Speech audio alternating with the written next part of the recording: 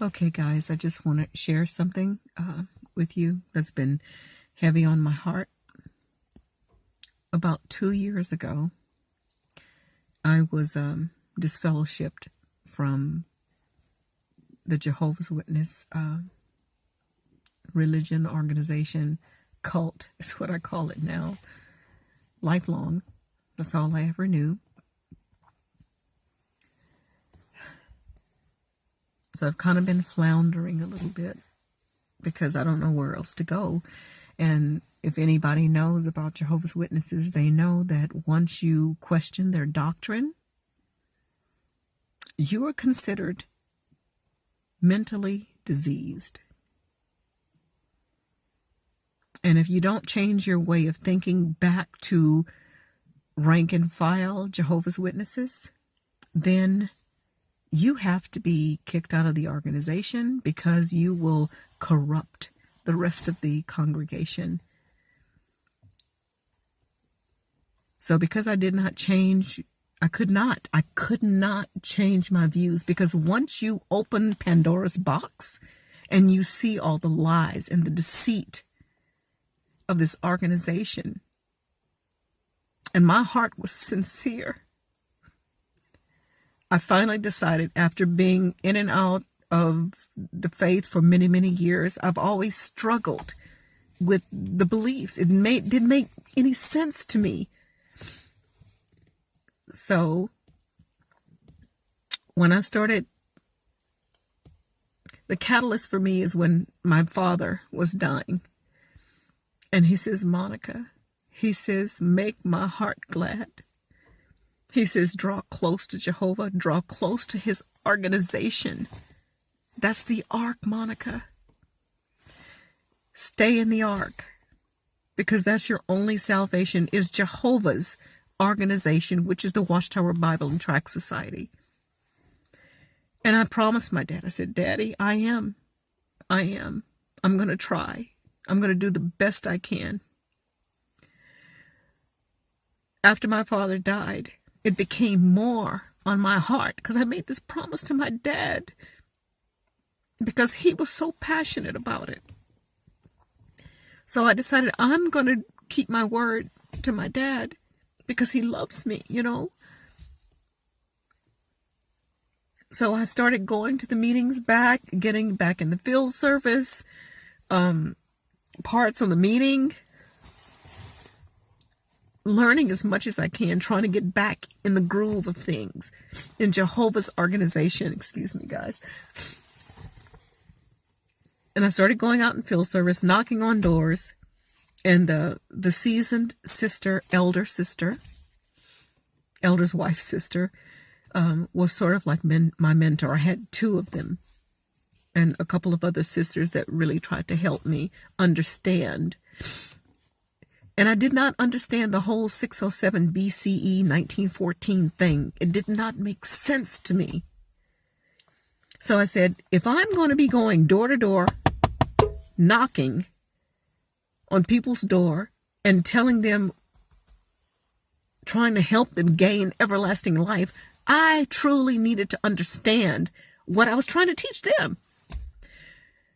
So I sat with the elders' wives, and they tried to help me to understand this 607 1914 thing. It made no sense to me. No sense. Especially once I started doing research, and I was scared to death to do research because we were discouraged to do research because the brothers, the governing body, has always have did the research for you. You have no reason to go online. You're going to go get in with apostate information and, people against God or whatever. Only go to the organization. And I did that, and I did that, and I did that, and it made no sense to me. So finally I decided I am going to go outside the box, and I'm going to look at what historians say, what scholars say, what other people's opinions were. And once I opened that, and let me tell you this first,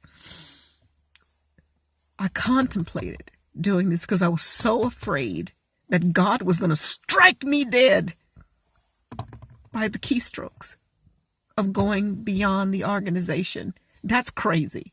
That's crazy. I cried. I was scared to death. I was shaking like a leaf because I was so afraid that God was going to be mad at me because I questioned doctrine. And when I hit that key and all this information came out,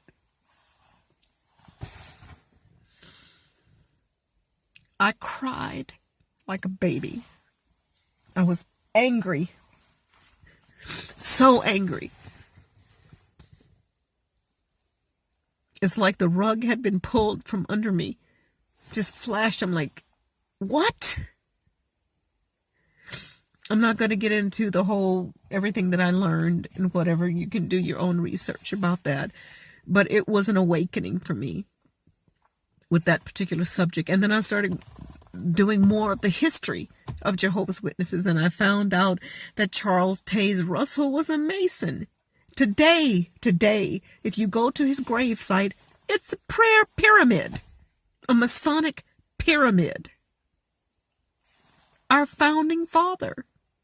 Really? So anyway, that's how I started awakening.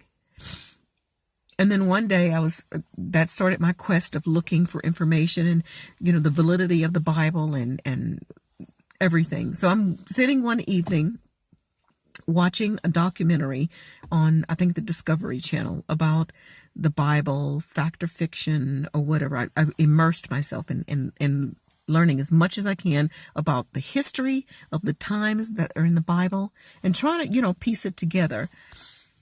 And I'm sitting there wide awake, eating chips and drinking my tea, watching this, like about 7 o'clock in the evening. And then all of a sudden, I had this sensation while I'm watching TV, this sensation of sinking. And my eyes are wide open. And things started getting dark. I said, okay, am I having a stroke? What is happening to me? And it just kept getting darker. And it was just like I was sinking. And it scared me, guys. It scared me so bad. So I started calling on Jehovah's name.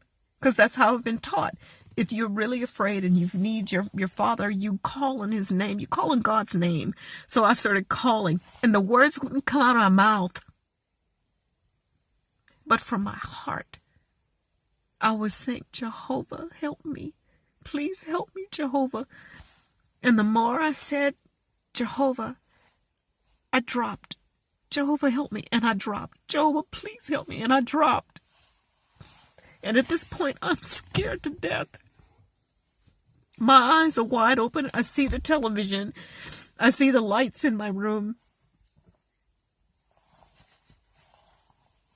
But I still have this sensation of darkness. It was the weirdest thing. And in desperation, all of a sudden, I couldn't see the light. I couldn't see the TV anymore. I couldn't see nothing. It was black. Totally black, but I could still hear the television. It was just, I can't even explain it. But then I said, Jesus, help me. And the minute I said Jesus, it was like the sensation of moving up just a little bit, and it was like the darkness wasn't as dark. So I said his name again, Jesus, help me. And it was lighter and lighter. And I kept saying, Jesus, help me. Please help me. And then it was light again. And I could see the TV, and I'm in my bedroom, and I'm looking around. What just happened to me? And then I got scared again. I said, it's the demons. Because Jehovah's Witnesses taught me, God doesn't talk to you. He doesn't. If something like that happens to you, it's the devil. And as soon as I thought it was the devil, it became dark again. And immediately I said, Jesus, please help me. And the light kept getting brighter. And then I got scared. And I'm like, this must be the devil. And then in my head, I didn't say it with my mouth, but it was in my head or my heart. I said, this must be the devil. And I sunk when I had that thought. And he says, Monica, I heard a voice clear as day. He says, Monica, stop doubting me. Stop doubting me. And I said, okay, Jesus, okay. That went on for some time.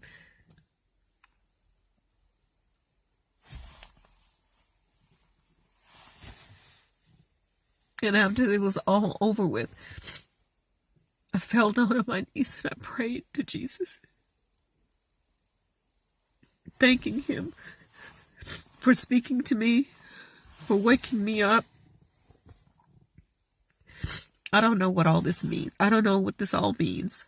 I don't know. But I know that I am on a quest.